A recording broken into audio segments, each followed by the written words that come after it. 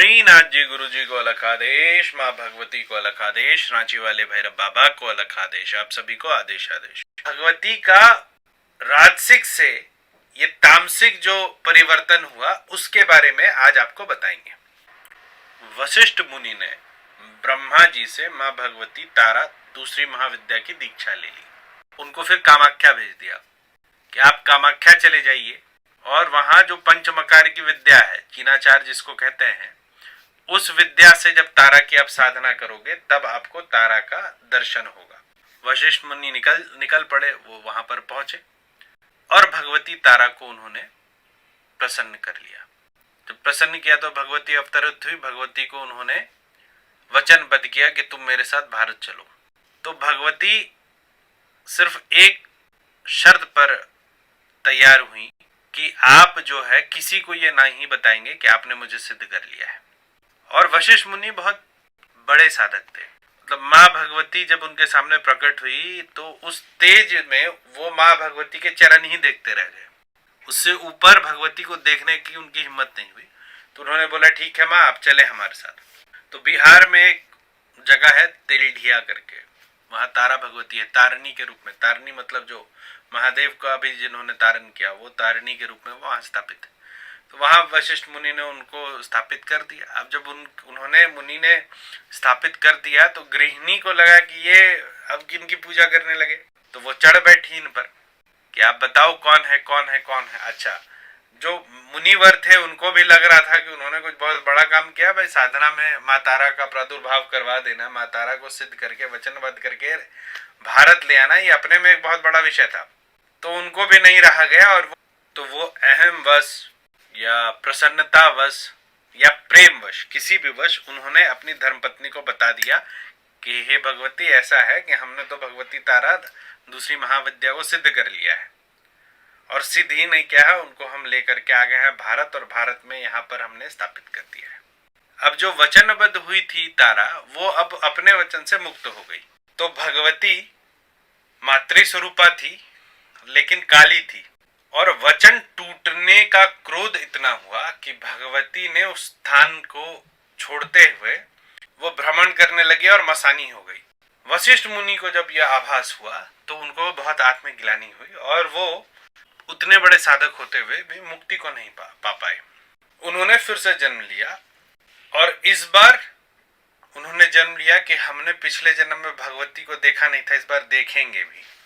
तो दूसरे जन्म में फिर उन्होंने बामा खेपा के नाम से झारखंड में उनका अवतरण हुआ, जो तारापीठ के पास ही है। और तारापीठ महामसान में जो भगवती का स्थान था, वहां पर उन्होंने बहुत तपस्या की। जो मूल मंदिर था तारापीठ में वो अब है नहीं, वो टूट गया था। फिर एक व्यापारी ने जो अभी का मंदिर है वो स्थापित किया। लेकिन जिस पंचमुंडी आसन पर बामा खेपा बैठते थे, मतलब वशिष्ठ मुनि बैठते थे, वो आज भी है। तो पंचमुंडी आसन पर महाशंखमाला, मतलब इंसानों के शरीर से जो एक माला बनती है, जो हड्डियों से माला बनती है, उससे भगवती का जाप करके उन्होंने भगवती का प्रादुर्भाव कराया और भगवती को देखा।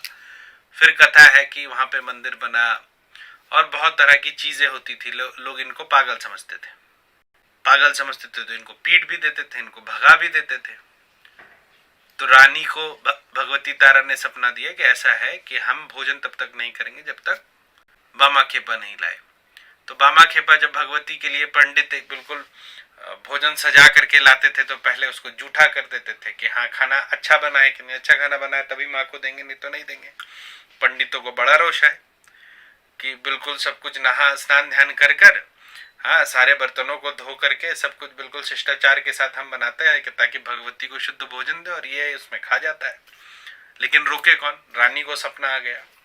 तो आधे लोग इनको पागल समझते थे, घर वाले भी इनको पागल समझते थे। ठीक है, तो शुरुआत में जो भगवती की मूर्ति थी वो जैसे भगवती की मूर्ति होती है ना, सौम्य मातृ स्वरूपा, वैसी भगवती। अब क्योंकि मसानी हो गई थी तो जीव निकला हुआ जैसे भगवती काली का।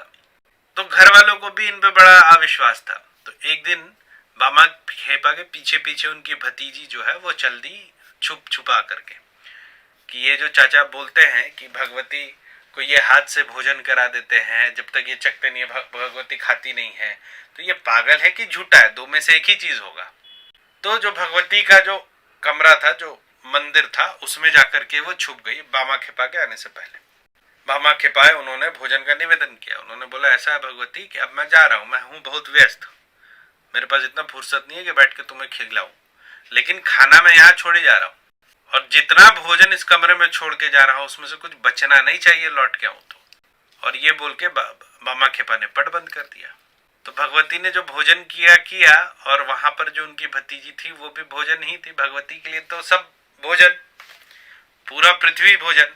बामा खेपा जी की भतीजी का जब ग्रास किया ना भगवती ने, तो जो उनके मुख पर खून लगा, उसी को तारा का स्वरूप माना जाता है। माँ भगवती तारा एक ऐसा स्वरूप है काली का, जिसमें आप देखिएगा कि वो खून लगा हुआ है। तो वो दैत्यों का खून नहीं होता है। भक्त का बात मानना था कि जो जो छोड़ा है कमरे में सब खा जाना, तो खा गई भतीजी को भी। और फिर भोजन पा करके वो तारा स्वरूप बना, जिसको देख के आप समझ जाते हैं ये माँ काली की नहीं, माँ तारा का विग्रह है, स्वरूप है। ठीक है, तो यही है माँ तारा की कहानी। आज के लिए इतना ही। कृपा बरसाए ऐसी मेरी उनसे प्रार्थना है। आप सभी को आदेश आदेश आदाब खादेश।